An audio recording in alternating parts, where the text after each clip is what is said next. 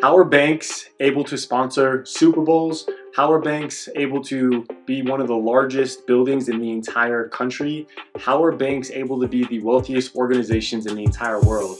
Well, the reason they're able to do that is because they take your dollar and they lend it out multiple times. See, they do this through what's called fractional lending. And fractional lending allows them to lend more money out than they actually have on the books. And what they do is they borrow essentially your dollar at 0.01%, which is what they pay you. So the control cost is 0.01%.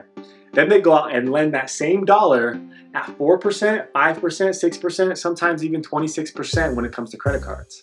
And see, if you take a control cost of what they're paying at 0.01%, and you then at the same time go take that same dollar and lend it out at 4%, well, that math you would think would be, okay, it's gotta be like 100, 200%. It actually comes out to being 3,900%. Now imagine that you're able to do the similar thing, that you're able to take a single dollar, have that dollar grow, compound, and be able to borrow against it, and essentially use OPM. And OPM stands for other people's money. By taking other people's money, leveraging that dollar, and go doing asset producing activities, that's how you can build true wealth just like banks can.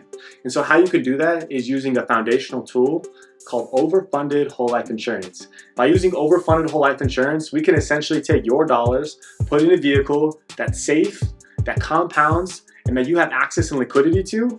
And by the ability of the insurance company, they will then give you a loan against your same dollar. So your dollars will compound long-term between 4 and 5%.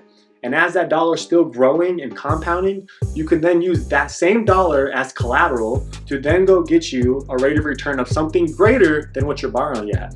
So if you have a controlled cost of 4 to 5%, which is what the insurance companies are currently lending at, and then you go take that dollar and you go get 12, 15, 20% somewhere else, well, this is how we now can build serious wealth for ourselves and increase cash flow. So if you borrow at 5% and you go get a rate of return at 12%, let's say something in real estate, that's 140% rate of return on your dollar. Why? Because you're not using your own money, you're using OPM, other people's money, using the insurance company's money. And that's how we build real wealth, is we're able to leverage and use our dollars in a safe, controlled manner. And at the same time, our dollars are doing multiple things.